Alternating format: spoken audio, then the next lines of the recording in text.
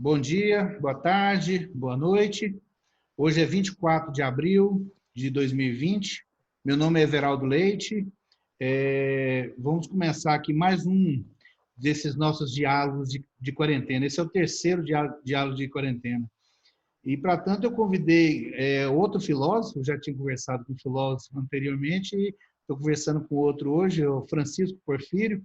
Ele é filósofo, ele é mestre em filosofia, professor de filosofia, e hoje nós vamos tentar... Bom, primeiro agradecer a sua presença, né, Porfírio? Obrigado por você ter aceitado aí o nosso convite. Eu que agradeço, Everaldo. Valeu. É uma oportunidade aqui bacana, o espaço que você está dando aí para a gente. Para a gente tecer esse diálogo necessário, né, nesse período. Sim. Bom, Porfírio, nós vamos falar de um tema assim, muito interessante. Um tema assim, que eu acho que ele vale para os dias normais e para os dias anormais, talvez especialmente nos dias anormais, como são esses dias que a gente está vivendo. O assunto é para onde vai a felicidade quando ela acaba. Mas antes de qualquer coisa, a gente tem que ver que felicidade é essa, do que a gente está falando, né? Então, assim, eu vou fazer um pequeno preâmbulo só para a gente se atualizar nessa questão e você fica à vontade para você falar sobre o assunto. Okay. Eu começo com Pascal, filósofo do século XVII. Ele dizia o seguinte, que todos os homens procuram ser felizes. Isso não tem exceção. É esse o motivo de todas as ações de todos os homens, inclusive dos que vão se enforcar. Então, a felicidade, ela tem um vínculo muito estreito com hoje, principalmente, né, depois de tantos filósofos, passar por tantos tipos de pensamento, mas hoje ele me parece que tem um vínculo muito forte com o utilitarismo, que é o tipo de ética hoje que move, né, de certa forma, os nossos dias. E, para falar do utilitarismo, nada melhor do que John Stuart Mill, que era filósofo e economista do século XIX. Ele afirmava o seguinte, o credo que aceita a utilidade, ou o princípio da maior felicidade, como fundamento da moralidade, defende que as ações estão certas na medida em que tendem a promover a felicidade, erradas na medida em que tendem a produzir o reverso da felicidade. Por felicidade, entende-se o prazer e a ausência de dor. Por infelicidade, a dor e a privação de prazer. Já o André Comte-Sponville, um filósofo francês contemporâneo nosso, está vivo ainda, ele assevera o seguinte, a felicidade é a meta da filosofia. Ou, mais exatamente, a meta da filosofia é a sabedoria. Portanto, a felicidade. Já que, mais uma vez, uma das ideias aceitas em toda a tradição filosófica, especialmente na tradição grega, é que se reconhece a sabedoria pela felicidade. Em todo caso, por certo tipo de felicidade. Porque, se o sábio é feliz, não é de uma maneira qualquer, nem a um preço qualquer. Se a sabedoria é uma felicidade, não é uma felicidade qualquer. Não é, por exemplo, uma felicidade obtida à custa de drogas, ilusões ou diversões. Também o filósofo, o sociólogo, ele também é um tanto filósofo, mas ele é mais conhecido como sociólogo.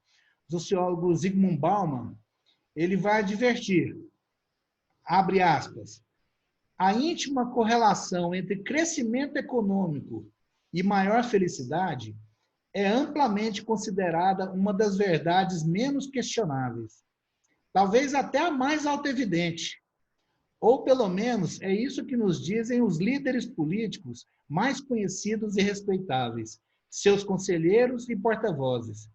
E que nós, que tendemos a nos basear nas opiniões deles, ficamos repetindo sem pausa para refletir ou pensar melhor. Eles e nós agimos no pressuposto de que essa correlação é genuína, o que aponta para o fato de que a felicidade, essa maximização do prazer, que almejamos até quando escolhemos o suicídio, que poderia ser muito bem um objetivo do âmbito da sabedoria, essa felicidade ela agora está fortemente imbricada à capacidade da economia em lhe oferecer satisfação.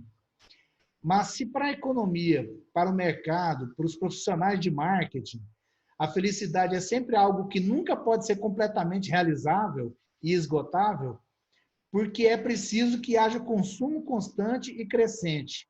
A gente volta lá em Pascal, que dizia nos seus pensamentos, abre aspas, jamais vivemos, mas esperamos viver. E dispondo-nos sempre a ser felizes, é inevitável que jamais o sejamos. Porfírio, como a ética e a política podem nos ajudar a compreender esse nosso modo de vida atual? E como é que esse modo de vida pode ameaçar a busca das pessoas pela felicidade? Bem, Everaldo, esse recorte que você fez eu achei bem interessante, né? Esse contraponto aí de ideias. E uma primeira consideração que eu queria fazer antes de entrar diretamente no assunto é a seguinte: minha visão, né? A felicidade, o ser humano, ele fica nessa busca constante pela felicidade. Aliás, a minha visão, apoiada pela minha leitura em Nietzsche, né? O ser humano ele fica nessa busca constante pela felicidade, sem se dar conta que a felicidade provavelmente não é uma essência, mas sim um estado. Tá? Então nós temos a nossa vida, ela tem essa disputa, vamos dizer assim, né? Meio que uma disputa agonística de momentos de felicidade, de momentos de dor e de sofrimento. Tá? O problema é, né, quando a gente começa a pensar naquela questão do maximizar ou então estender a felicidade plena. Tá? Na minha visão, essa felicidade plena ela não é possível ao ser humano. E o problema ele começa a partir daí. E aí, nesse sentido, eu até concordo com aquela, né, aquela premissa colocada lá no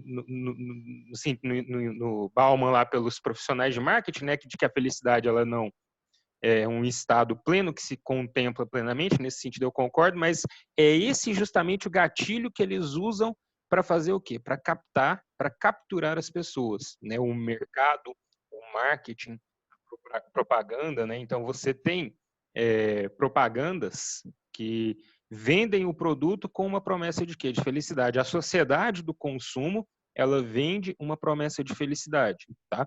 Como se aquele momento em que você compra aquele produto, você estaria ali chegando ao ápice da sua felicidade. O problema é que muitas vezes você sabe, ou então se você não sabe, você acaba descobrindo que aquilo era um momento passageiro e que logo no dia seguinte, pouco tempo depois, surge um outro produto, né? Aquele seu já está obsoleto, já não serve mais, e a felicidade vai ser encontrada nesse outro produto e assim por diante. Mas por que isso? Porque você fica nessa busca, né, de uma felicidade contínua, como se fosse possível isso. Assim, eu acredito que isso não seja sequer possível, né? Pensar numa vida plenamente feliz, do início ao fim, sem nenhum sofrimento, sem nenhum tipo de dor. Aliás, voltando a Nietzsche novamente, né? Isso seria uma vida humana fraca, né? Aquele que não passa pela dor, pelo sofrimento, se enfraquece, né? A dor e o sofrimento fortalecem. Aquela frase nietzschiana que virou meio que jargão popular mesmo, né? Que não me mata, me fortalece. Então, é necessário compreender, eu acho que o primeiro ponto é necessário o ser humano compreender isso, tá? E assim, a ética e a filosofia política, a filosofia em geral, né? Ela vai trazer esses temas que servem muito para a reflexão humana, né? Eu acho interessante o ponto, a Marilena Chauí, tem lá no Convite à Filosofia, ela fala, tem um determinado trecho lá que ela fala que a filosofia ela é inútil, né? Ela é inútil no sentido de quê?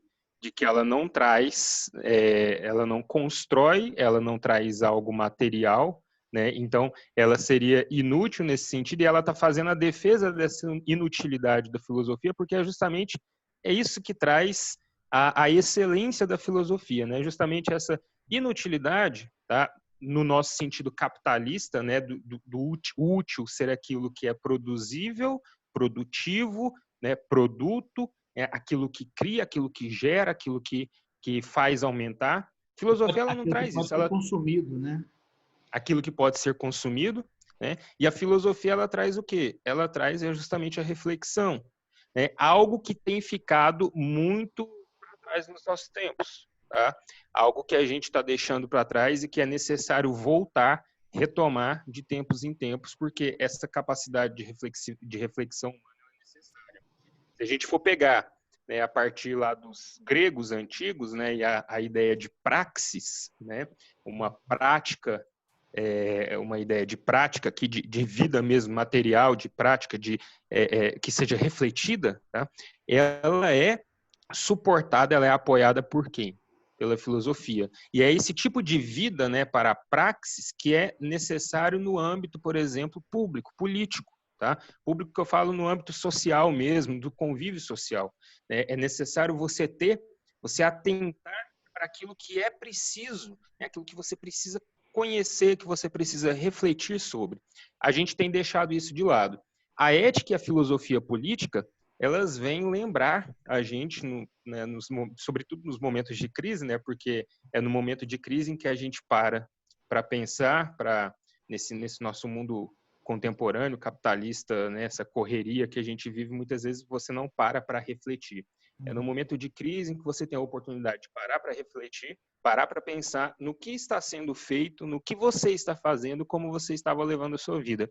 E aí vale muito a pena recorrer aos filósofos, né, já que a gente está tratando de felicidade, quer saber sobre a felicidade, vale muito a pena recorrer aos filósofos, a história da filosofia, os filósofos aqui como os pensadores que gostam de conceituar, né, de estabelecer o conceito, o significado das coisas. O Gilles Deleuze, né, filósofo contemporâneo, francês contemporâneo, falava disso, né, que a filosofia ela é criação de conceitos, né, ela é essa transformação, esse movimento em torno dos conceitos.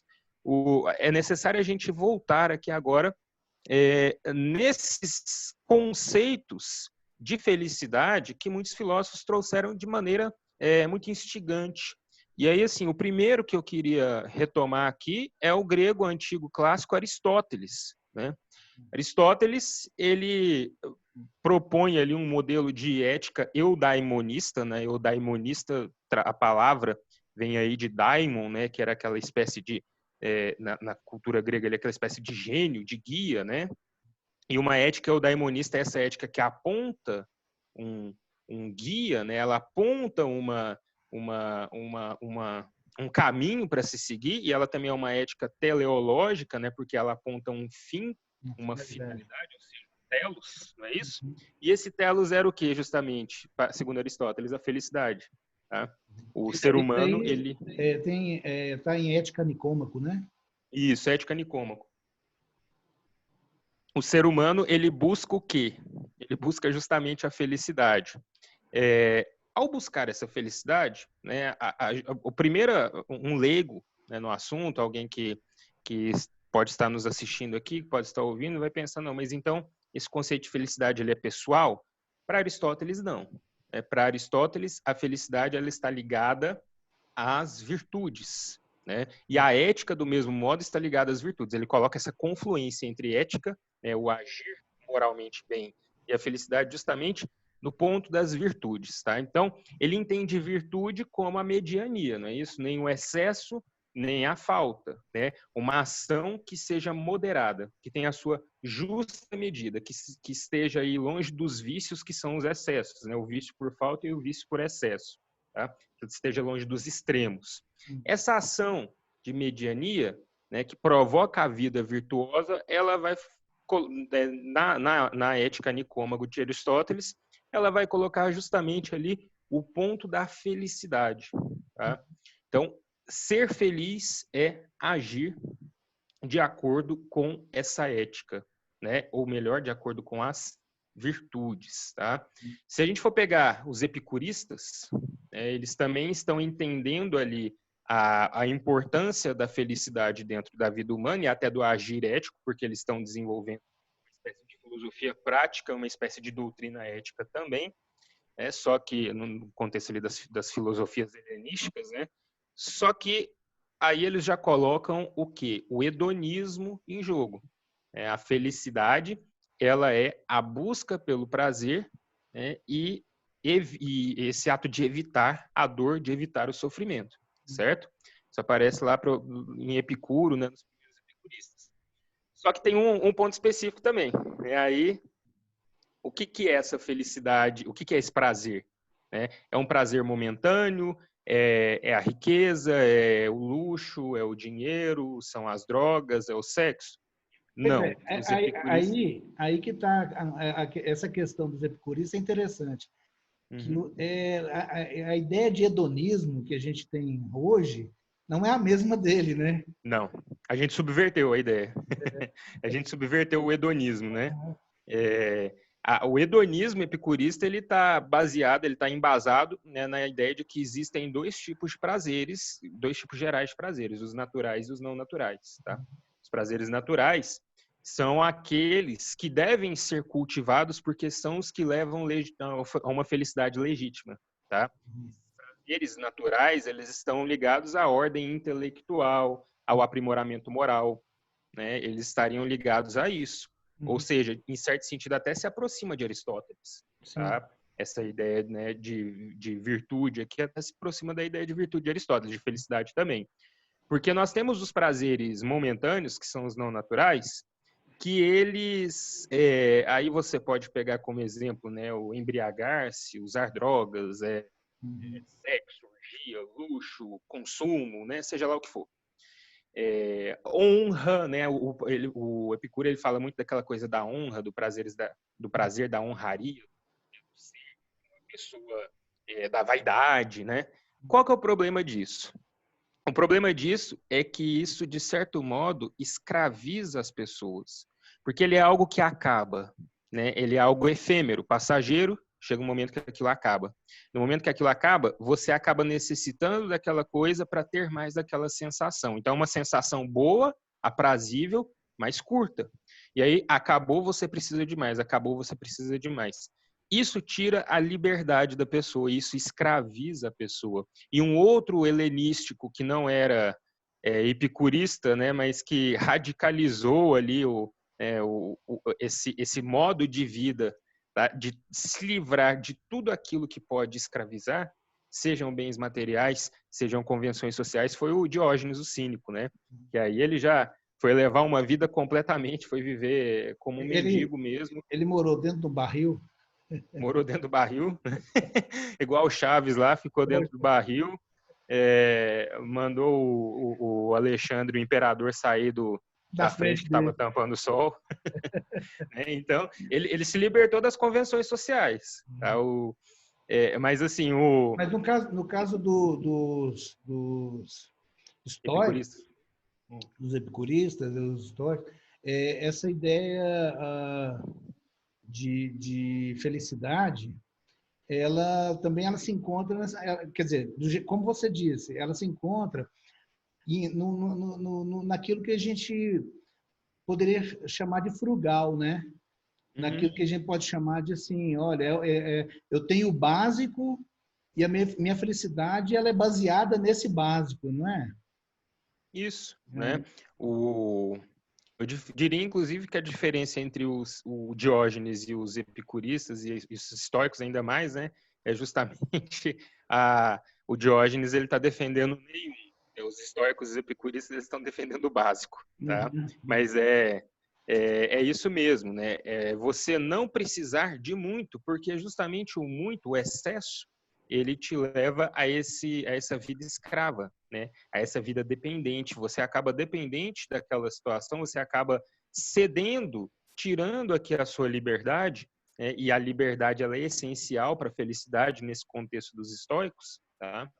Você acaba cedendo a sua liberdade, né, a ações ou a coisas, a pessoas, e com isso você né, se torna uma pessoa infeliz. Tá? Nessa busca incessante daqueles prazeres momentâneos, você se torna uma pessoa infeliz. E isso tem muito a ver com o hedonismo do nosso tempo, né? Isso. Tem a Né? ver, o hedonismo dele é um tipo de hedonismo completamente diferente do nosso, e o nosso tem a ver com isso, né? Com essa questão da busca de sempre mais. Né? Isso, né? Dos prazeres efêmeros. E isso não é algo também que tem que é gerado individualmente. Isso me parece algo gerado coletivamente, e mais do que isso, é algo que vem de fora para dentro, que vem da educação, que vem do marketing, da publicidade, do interesse das empresas em criar demanda para você, né? Isso. Quer dizer, as empresas elas sobrevivem de criar demandas novas, de fazer a destruição criativa dentro da própria empresa, porque o cara hoje ele poderia estar muito bem com um iPhone 7, mas já tem um iPhone 11 e ele precisa do 11 agora, entendeu? Porque o 11 é que vai colocá-lo numa posição dentro da sociedade. Né? A busca de bens posicionais é muito forte, para que você se sinta integrado à sociedade dentro de um patamar da sociedade onde você se acha bem ali, entendeu? Ou onde você quer estar, né? E é interessante que o hedonismo tem a ver muito mais do que assim, esse anti-hedonismo dos epicuristas é o nosso hedonismo. Né? É como eu disse lá, a gente subverteu o negócio, né? A gente pegou o que Epicuro falou, não faça isso porque isso vai te levar à felicidade, e a gente falou, isso é a felicidade. Né? Isso é antigo na humanidade, porque assim, tanto é que os epicuristas estavam falando lá. Então, o ser humano ele já buscava esses prazeres efêmeros, né? Há milênios, assim. Só que a Bíblia até coloca, né, como julgamento moral, a cidade de Sodoma e Gomorra as cidades de Sodoma e Gomorra eram esse reduto, né, de busca por esses prazeres efêmeros. Uhum. Só que aí o capitalismo ele criou, né, nessa necessidade de criar demanda para consumo, né, já que você quer produzir mais. Para você produzir mais, por que você quer produzir mais? Porque você quer mais capital, né? Você quer, inclusive, o acúmulo e tal. O que você precisa para produzir mais? Você precisa de demanda, né? Você precisa de aumento do consumo, senão não faz sentido você produzir. Então, foi criando, né, essa busca, né, esse negócio de colocar a vida humana como essa busca incessante por esse prazer que está no consumo, né, pela viagem, pelo pacote de viagem que você vai comprar all inclusive, né, que você vai para um resort de não sei quantas estrelas, que você vai poder comer e beber à vontade, porque os excessos fazem parte disso, né? Então a vontade é buscar esse excesso, né? Aí entra até outras questões, né? A alimentação, as doenças, o corpo e tal. E a gente fica muito ligado, muito preso a isso, né? Eu já vi colegas assim, endividados, né? Que tá sempre devendo, mas surgiu lá, tinha um iPhone 10, sei lá, o Galaxy S9, o iPhone 10, surgiu o Galaxy S10, o iPhone 11, a pessoa quer trocar, né? Então, você está sempre devendo no cartão, você está sempre ali no LIS, né? Você está sempre precisando de crédito, mas não para de consumir. Né? Eu tinha um colega que ele acabava de pagar o carnaval dele em janeiro do outro ano, sabe? Já começava. Ué, esse ano então é capaz que ele vai ter uma folga, né? Ano que vem aí, porque eu não sei como é que vai capaz ficar. Que ele vai juntar um dinheirinho aí durante o ano, que eu não sei se vai ter carnaval ano que vem, não. Eu do jeito que eu conheço ele, eu não sei se ele sobrevive ao Covid-19. Eita. Enfim, Everaldo, aí eu queria fazer o contraponto aqui a essa ideia epicurista, justamente com o Nietzsche, né? Fazendo essa pergunta que eu coloquei lá no começo. É possível ser plenamente feliz? Tá? É possível você buscar essa felicidade? E mais que isso, é saudável né? Na visão de Friedrich Nietzsche, né, filósofo alemão contemporâneo, que viveu ali no século XIX, não, isso não é saudável, não chega a ser saudável.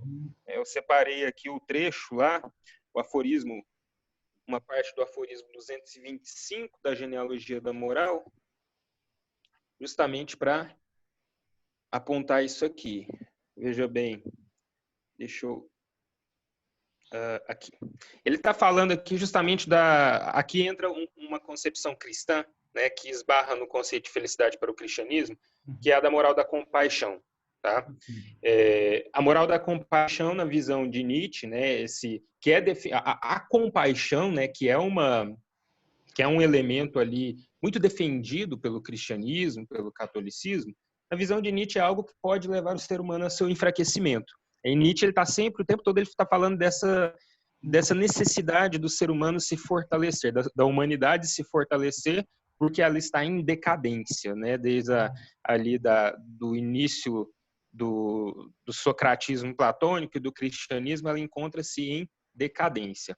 E aí tem um trecho que falando justamente aqui sobre a compaixão, que ele diz: seja, lá no comecinho do aforismo, seja hedonismo, seja pessimismo, utilitarismo, ou eudaimonismo. Todos esses modos de pensar que medem o valor das coisas conforme o prazer e a dor, isto é, conforme estados concomitantes e dados secundários, são ingenuidades e filosofias de fachada, que todo aquele que for cônscio, consciente de suas energias criadoras e de uma consciência de artista, não deixará de olhar com derrisão e também compaixão, né? Compaixão por vocês, né? Aquele que tem um espírito mais elevado olha para aquele que defende a compaixão e fala, né? O hedonismo, olha o hedonismo, olha o eudaimonismo, né? Essas ideias que estão apostando numa felicidade plena, né? E ver aquilo com esse querer se libertar da dor, ver isso como fraqueza, tá? Porque Nietzsche ele está apontando justamente para o sofrimento, né? Para a dor, para o sofrimento como algo necessário para essa evolução e para esse fortalecimento da humanidade. Ele coloca lá está muito bem. O que Nietzsche coloca é que esses pensamentos, essas filosofias do tipo utilitarista, hedonista e tal, elas são uma tentativa de criar uma ética da felicidade, uma ética da busca de felicidade ou de um propósito de felicidade, e que isso para Nietzsche é extremamente medíocre, é extremamente coisa de gado, né? Coisa de rebanho, né? Que isso não é a realidade real do ser humano. Isso. E lá pode. Não, sim, pode falar. Lá do Nascimento da Tragédia, que é a primeira obra publicada, inclusive, do Nietzsche, né? Publicada em vida ainda, ele coloca muito bem como que os gregos eles conseguiam, os gregos, né? Isso está expresso na arte trágica anterior a Eurípides, né? Isso está lá muito bem colocado, principalmente em Sófocles. Como que eles conseguiam, através da tragédia, suportar esse momento de dor e de felicidade e utilizar isso para a criação, né?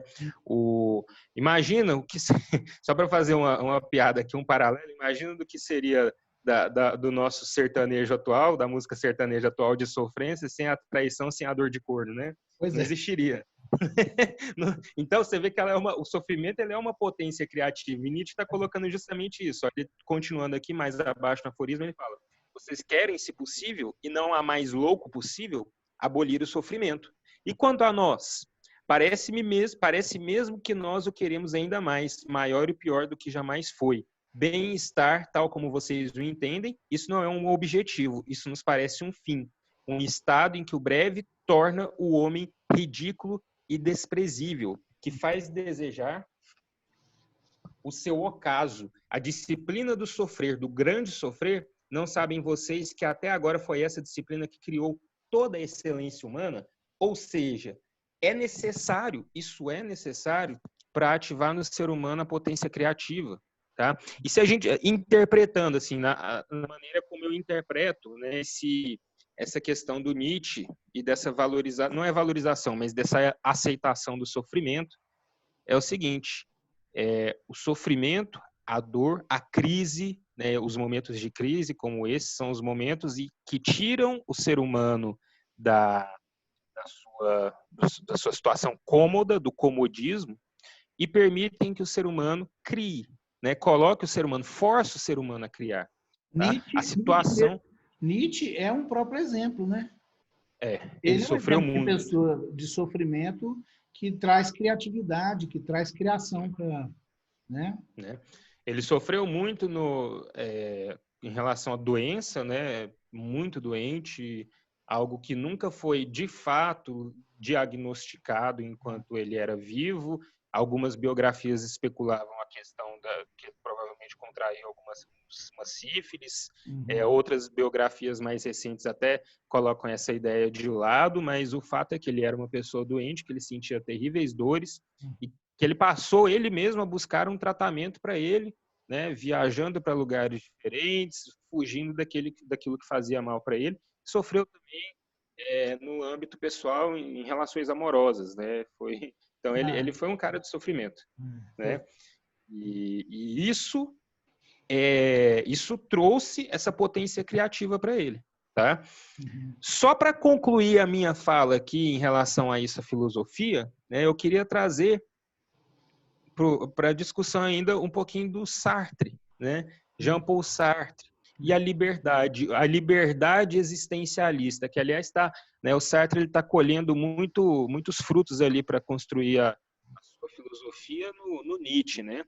E algo que a gente tem que pensar, porque o Sartre ele fala, né, que o ser humano ele está condenado à sua liberdade, né? Parece um paradoxo, condenação à liberdade, mas a gente está condenado a isso, né?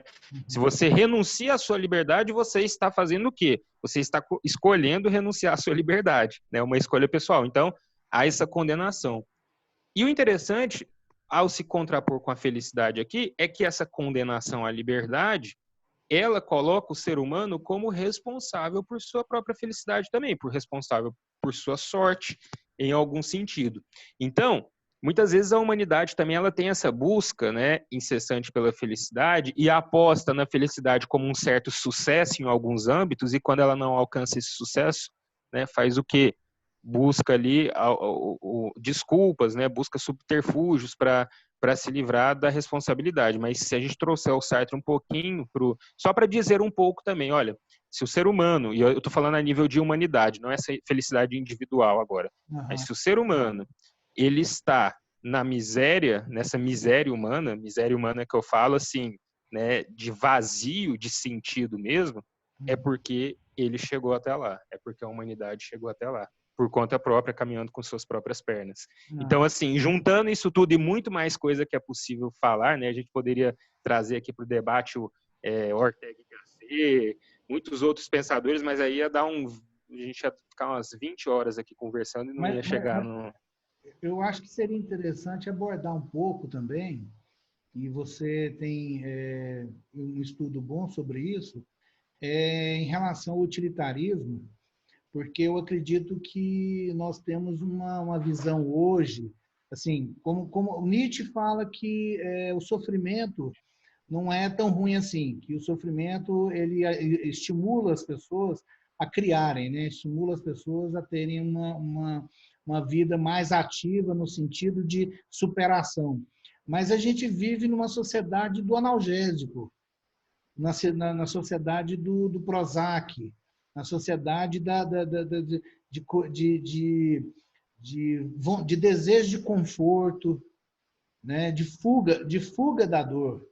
Né? A gente vive numa sociedade de fuga da dor, apesar de que isso não acontece na realidade. Né? Na realidade, as pessoas dizem que estão fugindo da dor porque elas estão buscando algo para elas no sentido de satisfação, de maximizar a utilidade delas, maximizar a satisfação delas, mas, na verdade, assim, as pessoas trabalham, são oprimidas no trabalho, elas morrem de medo de perder o trabalho delas, de ficar desempregadas, sofrem assédio, uma série de coisas que as pessoas vivenciam e que atormentam elas e que causam dor para elas. Mas, assim, num sentido geral, no Instagram, na foto do Instagram, isso não aparece. Na foto do Facebook, isso não aparece. O que aparece lá é uma pessoa sorridente, bebendo uma cerveja, cantando no bar, qualquer coisa assim, né? Então, assim, seria interessante, porque tem aquela frase do Stuart Mill, eu não sei se é dele, eu acho que é dele essa frase, que ele fala sobre a questão de você... É preferível ser um Sócrates infeliz do que um homem feliz. Um homem, eu acho que é mais ou menos... É preferível ser um Sócrates tolo, né? infeliz do que um tolo feliz. É Stuart Mill, né? Tá lá no utilitarismo. Isso, é do Stuart Mill. Então é melhor você ser um Sócrates infeliz do que um tolo feliz. Mas, na realidade, o utilitarismo das pessoas hoje, assim, o entendimento utilitário das pessoas hoje, é justamente o contrário. É a busca pela tolice infeliz, né? Ou, desculpa, pela tolice feliz. Pela tolice feliz. Então, eu queria que você falasse um pouquinho sobre utilitarismo. Acho interessante para essa conversa. Olha só, a questão o utilitarismo, ele acabou tomando, né, os nossos dias e ele meio que ele sustenta um modo de vida capitalista, liberal em um certo sentido, né? E ele surge num contexto importante também, e ele traz uma discussão importante, porque dentro daquele contexto liberal do século XIX, né, você tem a questão muito forte da defesa de direitos, né, de direitos e liberdades individuais. O Stuart Mill, por exemplo, ele era um sufragista, né, casado com uma feminista, Harriet Taylor Mill, que inclusive fez, né, ela tem uma participação muito importante no desenvolvimento da obra Utilitarismo. Tá? Aparece uma dedicatória a ela nas primeiras edições, o Mill publica, dedica a obra à sua esposa, só que o nome dela fica meio apagado pela história por ser uma mulher, né? Mas ele está nesse contexto de defesa dessas liberdades, tá? Um contexto importante. O utilitarismo ele se mostra importante naquele momento. Só que a questão essa premissa do utilitarismo, maximização do prazer, né, ou da felicidade e minimização da dor ou do sofrimento, é a premissa principal, e assim, Stuart Mill ele vai resolver muitos problemas deixados por Bentham, né, porque o Bentham só fala dessa questão quantitativa. Né? O Mill ele vai colocar a questão da qualidade dos prazeres. Né? Não, aqui a gente tem no capítulo 2, se eu não me engano, do utilitarismo, ele fala da questão ele compara, né, esses prazeres efêmeros, que seriam lá para os epicuristas, os não naturais, aos prazeres que um porco pode ter.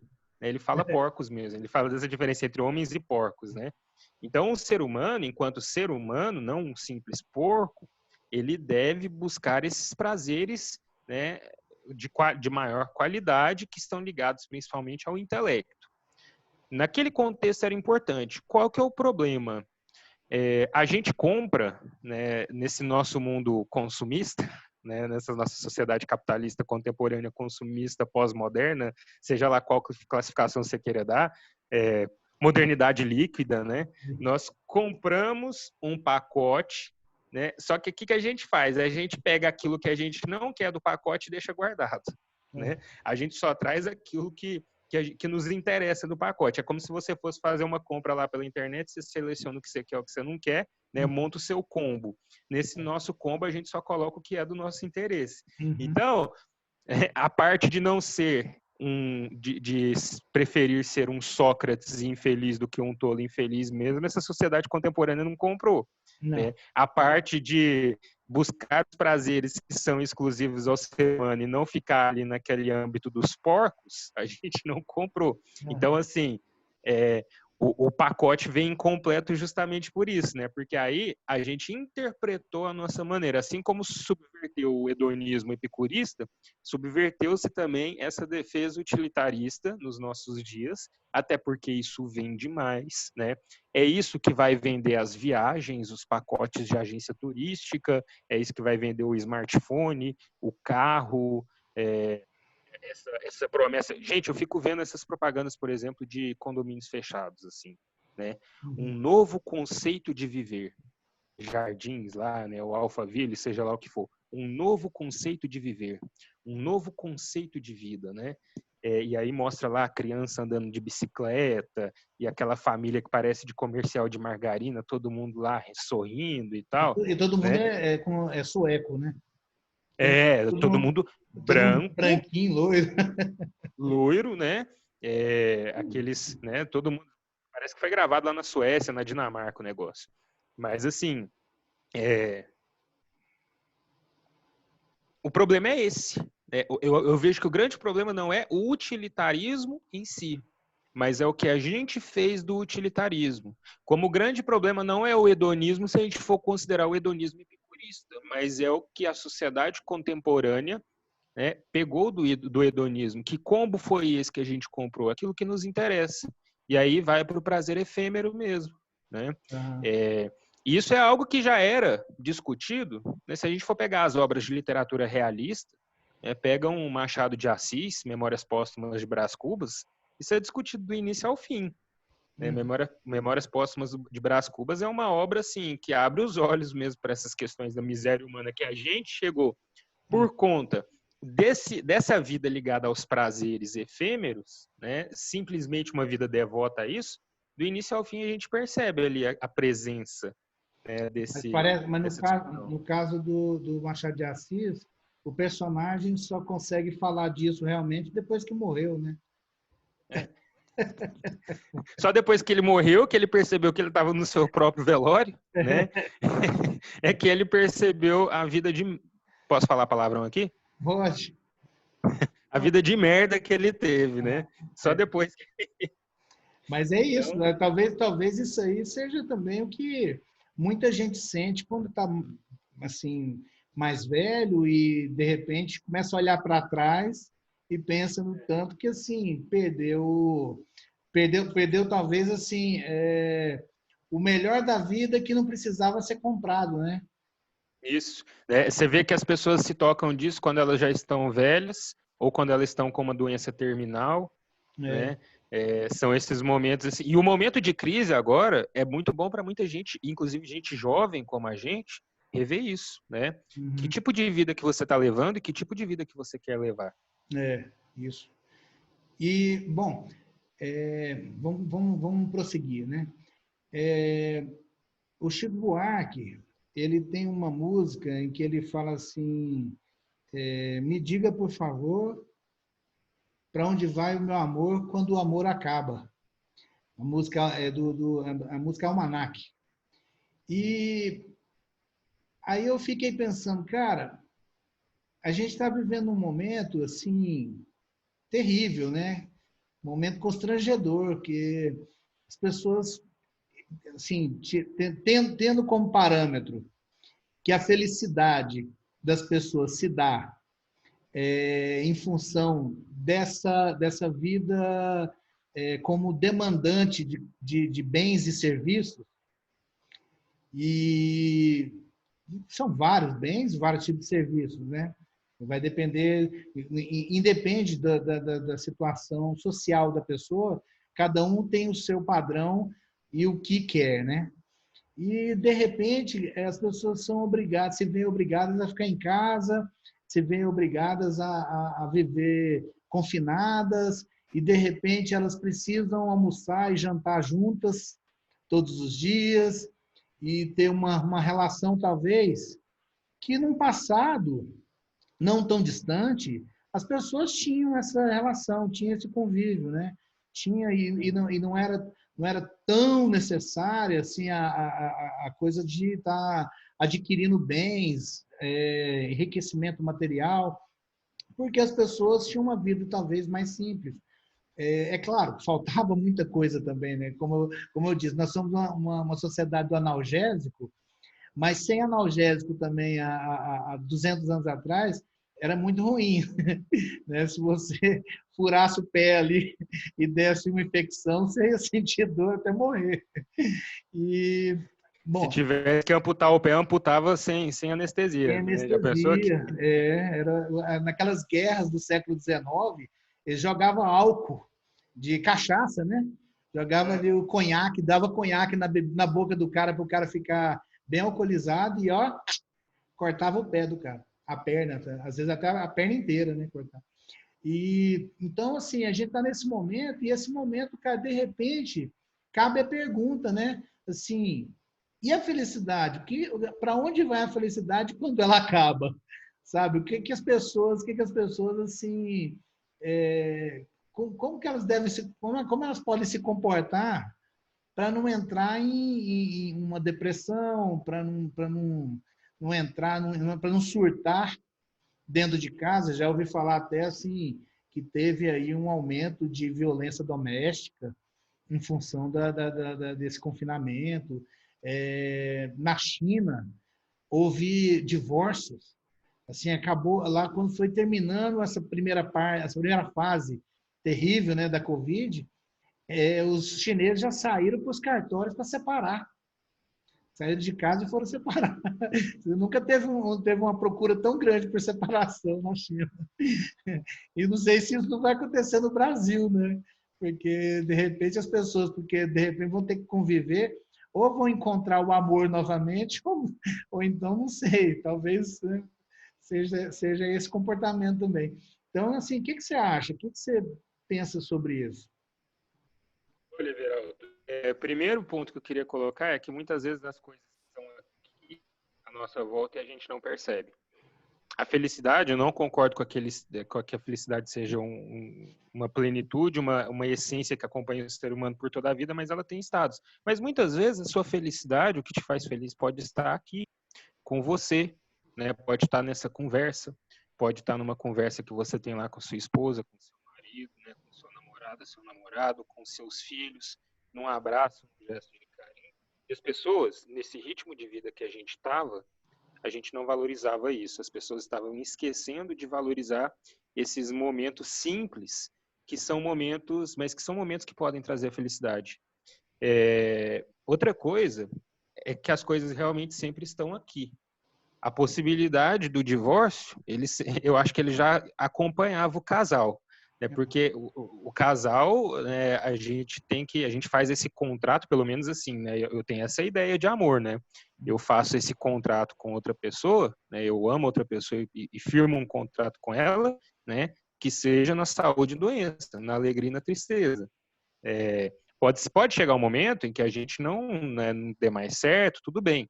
Mas vem a primeira crise, né? A primeira crise que as pessoas são obrigadas a conviver juntas ali, e muitas vezes pode faltar dinheiro, pode faltar, e aí já acaba. Então, se o casamento acaba por isso, que ele já estava fadado mesmo ao fracasso, né?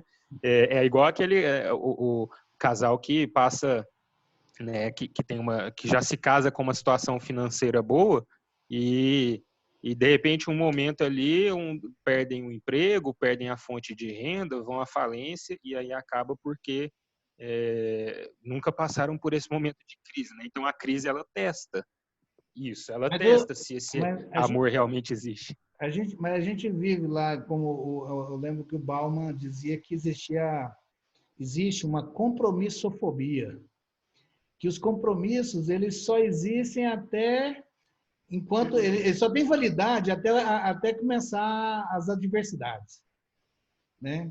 Começam as adversidades, aí o compromisso vai para o saco. É isso que abre as portas para o amor líquido do Bauman, né?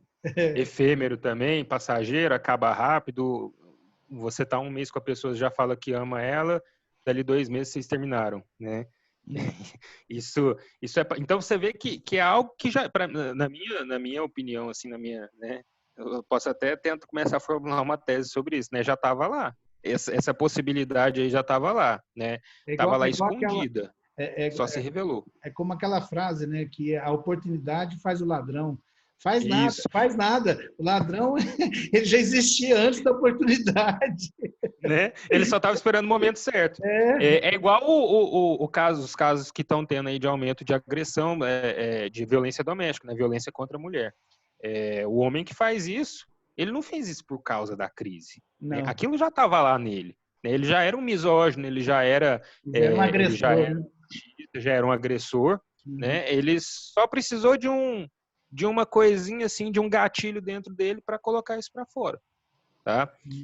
Então, né, não, é algo que já estava lá. E, Everaldo, uma coisa assim que eu acho importante, né, é essa questão de valorizar. Eu que trabalho com adolescentes, trabalho em escola, já trabalhei com crianças menores também, já dei aula para Fundamental 2, já te fiz até um trabalho com ensino Fundamental 1.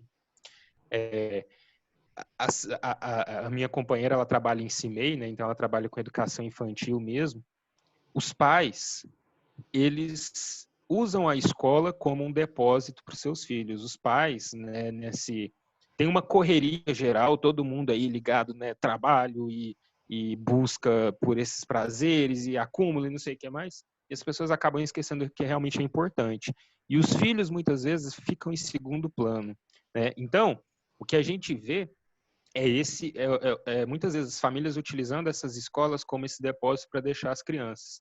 É um tempo livre sem as crianças. Uhum. Tem, inclusive, né, dentro da educação infantil, tem, às vezes, mãe ou pai, né, que não trabalham, ou pelo menos que não trabalham o período todo, o dia todo, que teriam possibilidade de ficar um tempo maior com seus filhos, mas eles fazem o quê? Colocam o filho na educação integral. O filho entra de manhã e só sai no final da tarde. Só vai ver o menino lá à noite, na hora que já estiver próximo de dormir, e aí depois dá um banho nele lá, põe para dormir e acabou. Então, assim, é um momento para a gente repensar isso também, porque isso já estava, essa felicidade, essa possibilidade de contato com os filhos, né? Tem muitas vezes eu já vi gente falando assim, mas eu não tenho tempo com os meus filhos, né? Eu não tenho tempo para ficar com os meus filhos, eu tô achando ruim, que realmente tem gente que leva a vida muito sofrida mesmo, que sai de casa às 5 da manhã para pegar o ônibus, Não, mas chega em aí tem casa uma coisa 9, 10 da interessante. noite, os filhos já estão dormindo. Mas tem uma coisa interessante aí. Muitas vezes a gente acredita que esse comportamento de pais que colocam os filhos num depósito para poderem trabalhar e poderem fazer aquilo, cara, isso aí não é algo que se concentra num determinado nível da sociedade. Não são pessoas pobres que deixam as pessoas, que deixam as crianças nas creches e depois. Justamente, eu trabalho em escola particular. Então, aí a escola particular, com pessoas de classe mais alta, classe média alta, elas também fazem a mesma coisa.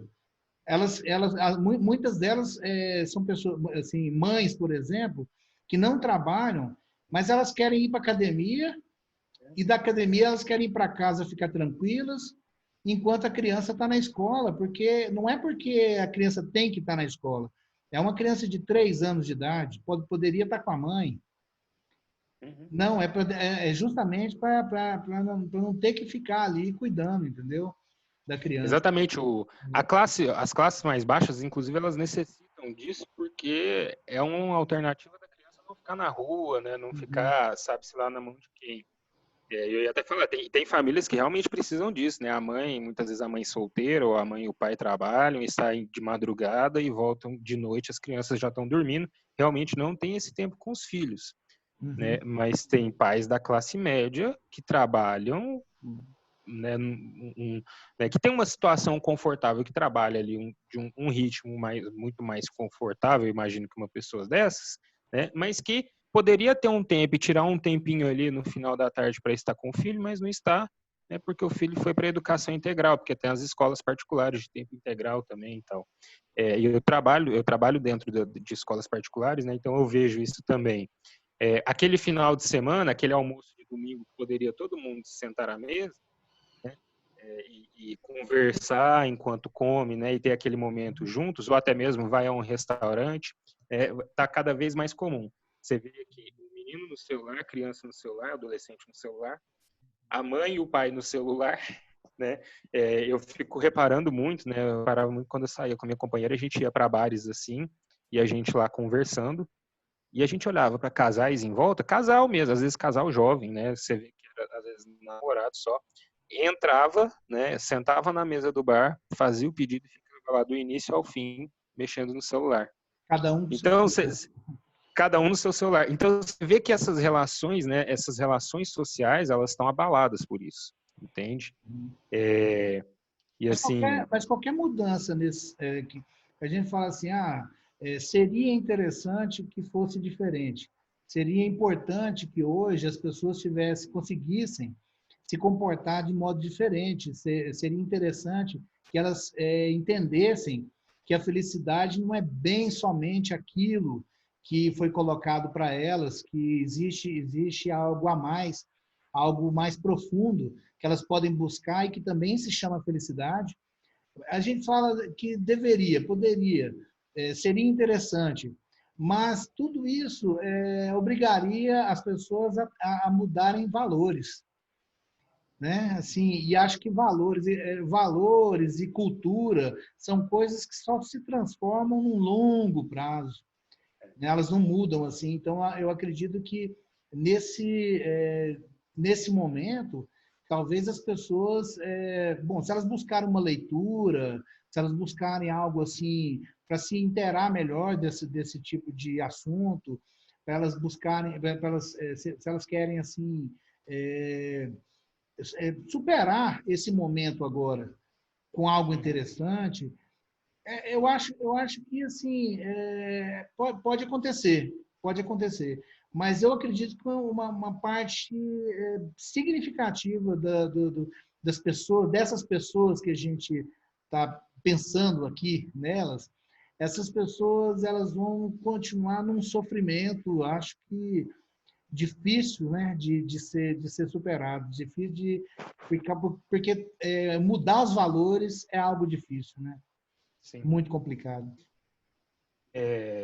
E nesse sentido, se eu fosse dar, né, eu acho que assim, é por isso mesmo que a crise ela é boa nesse sentido, porque as pessoas começam a olhar esse aqui e agora, né?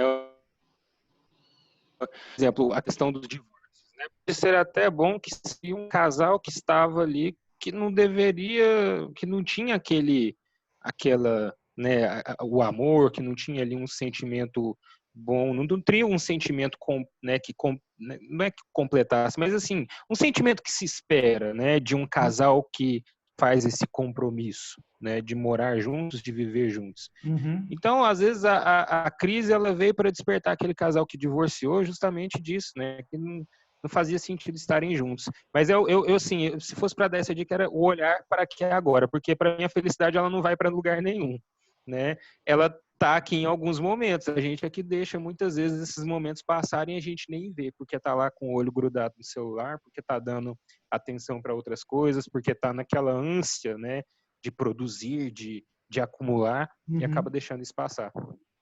Bom, tá certo. Porfírio, eu tinha mais um bocado de coisa para perguntar para você, mas eu acho que o tempo já deu, né? Eu acho que a gente já conversou bastante.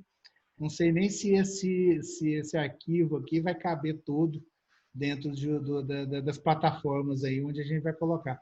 Mas, cara, foi muito bacana, foi muito legal e eu acho que a gente tem que voltar a falar sobre outros assuntos, sobre esse assunto novamente e, né, aproveitar também, talvez, essa época de Covid, que as pessoas estão mais em casa, podem assistir, né, alguma coisa assim diferente. E, cara, eu quero agradecer você por estar participando aqui comigo. Acho que foi muito legal. Acho que vai ser um vídeo assim que as pessoas vão gostar muito, tá? E se você quiser falar alguma coisa para encerrar? Everaldo, eu que te agradeço. E só para deixar né, uma conclusão geral aqui de todo esse assunto. As pessoas muitas vezes ficam buscando fórmulas para felicidade, né? Para mim isso daí é balela para vender livro de autoajuda, tá? Então não existe fórmula da felicidade. A filosofia, ela pode ajudar as pessoas com isso? Pode, né? Mas ela não vai te apresentar uma fórmula, não.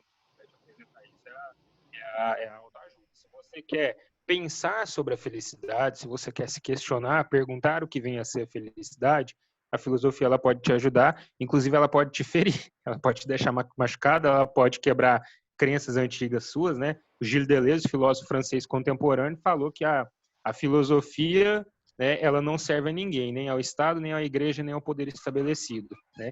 Uma filosofia que não incomoda é uma não filosofia. Nesse sentido, a filosofia pode incomodar, mas ela pode também servir como um elemento ali de entendimento disso, de você pensar, né, refletir sobre o assunto. Pelo menos ela traz alguns questionamentos sobre a verdade das coisas, né? Isso. Tá bom, então. Muito obrigado, viu, Everaldo, Pedro? eu que agradeço pelo espaço aí. Muito obrigado, cara. Valeu, E vamos cara. marcar mais. Vamos sim. Com certeza nós vamos fazer outros vídeos aí, tá? Beleza. Valeu.